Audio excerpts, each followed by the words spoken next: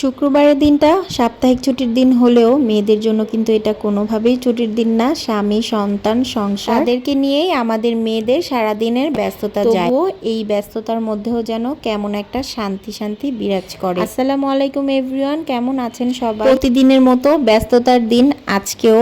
আমার মনে হয় না মেয়েদের কোনো রকমের ছুটি আছে। যাই হোক, আজকে হচ্ছে রুটি বানিয়ে নিচ্ছিলাম, ভাবছিলাম একবার বাহির থেকে নাস্তা এনে খেয়ে ফেলি। পরে ভাবলাম যেহেতু আজ ছুটির দিন, আপনাদের ভাই বাসায় আছে, একটু সুন্দর করে রুটি বানিয়ে দিলে সে খুব তৃপ্তি করে খায়। বাহিরের খাবার আমারও তেমন একটা পছন্দ না, কিন্তু দেখা যায় মাঝে মাঝে করে উঠতে পারি না, যার কারণে বাহির থেকে আনি। আজকে রুটি বানাতে সময় আরাবি আমাকে হেল্প করছিল। আমি যদিও মানা করেছি, ও আমাকে রুটিগুলো করে দিচ্ছিল, আর আমি বলতেছিলাম যে বাবা তুমি তো তোমার বউকে অনেক হেল্প করবে। হাসতে হাসতে সেইভাবে গল্প করতে করতে রুটিগুলো তো বানিয়ে ফেললাম। এদিক দিয়ে আবার ছোট হিটলারও চলে আসছে। ছোট বোন দেখতেছে ভাই কিভাবে রুটি বানাইতেছে আর কি। যাই হোক, হাসাহাসি করতে করতে রুটিগুলো বানালাম, আর এখন হচ্ছে রুটিগুলো ভেজে নেওয়ার পালা। সবার আগে আরাবি বলছিল ও যে রুটিটা বানিয়েছে, ছোট্ট একটা কুট্টি রুটি, এই রুটিটাকে ভেজে দিতে।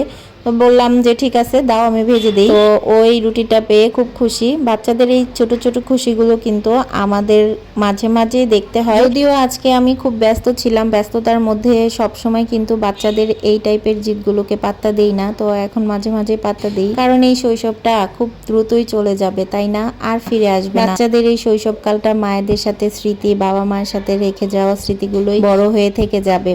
তো যাই হোক, কথা বলতে বলতে আমি দেখেছেন নাস্তা কিন্তু পুরোপুরি বানিয়ে ফেলেছি, সাথে ডিম পোস্ট করে নিয়েছি। এটা দিয়ে আজকে সকালের নাস্তাটা কমপ্লিট করলাম। নাস্তা শেষ করে আর দেরি করি নিয়ে সাথে সাথে রান্নাঘরে আবার দুপুরের জন্য রান্না করতে চলে আসছি। যেহেতু আজকে জুম্মার দিন, তেমন একটা সময় পাওয়া যায় না। আগে থেকে আমি এখানে গরুর মাংস ভিজিয়ে রেখেছিলাম, তো মাংসটা যখন বরফ ছেড়ে এসেছে তখন ভালো করে ধুয়ে নিয়েছি। এখন হচ্ছে হলুদ, মরিচ, তারপরে আদার্স যে মশলাগুলো আছে সব কিছু একসাথে দিয়ে মেরিনেট করে প্রেসার কুকারে বসিয়ে দিব। প্রেসার কুকারে বসিয়ে দিলে দেখা যায় রান্নাটা খুব তাড়াতাড়ি হয়ে যায়। আজকে একেবারে গ্যাস নেই, প্রেসারে দিলেও তাড়াতাড়ি হবে না। তারপরও আমি প্রেসারে দিচ্ছি যেন মাংসটা ভালো মতো সেদ্ধ হয়ে যায়। জানি না এখন বাজার থেকে গরুর মাংস কিনে আনলে ভালো মতো সেদ্ধ হতে চায় না। এদিক দিয়ে ঘরে ঢুকে দেখি কুটুস বুড়ি আইরে দুষ্টুমি করতেছে আমার ড্রেসিং টেবিলের দরজা খুলে। সেইখানে যা যা পায় সব কিছু হাত দিয়ে, যতটুকু মানে ওর হাতের নাগালে আসে আর কি।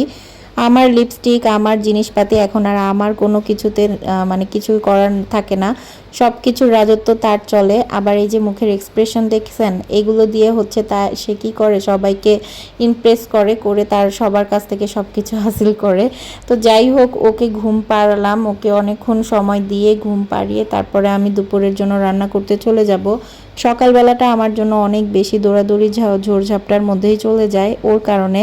ও আসলে যতক্ষণ ও না ঘুমায় ততক্ষণ ওর পিছনে সময়টা দেয়া লাগে।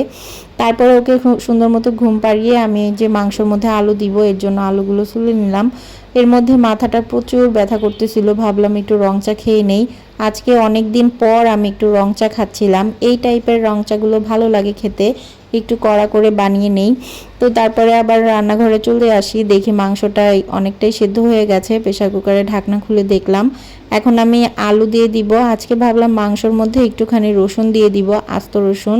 গরুর মাংসের মধ্যে এরকম আস্ত রসুন দিয়ে দিয়ে এর আগে আমি কখনোই খাইনি, তো দেখি অনেকেই দেয়, আজকে দিলাম আর কি। সাথে আলুগুলো দিয়ে দিলাম, দিয়ে এখন প্রেসার কুকারে ঢাকনা লাগিয়ে আরও অনেক সময় ধরে রান্না করে নিব। এদিক দিয়ে আপনাদের ভাই বাজারে গিয়েছিল, বাজার থেকে বাজার করে নিয়ে আসলো, এখন বাজারগুলোও গুছিয়ে নিব। এখন হচ্ছে আমি একটুখানি পোলাও রান্না করে নিয়েছিলাম জাস্ট আরাবির জন্য, আর গরু মাংসটা অলমোস্ট রান্না হয়ে গেছে। ওরাও নামাজ পড়ে চলে আসছে, দুপুরের খাবার খেয়ে নিব এখনই।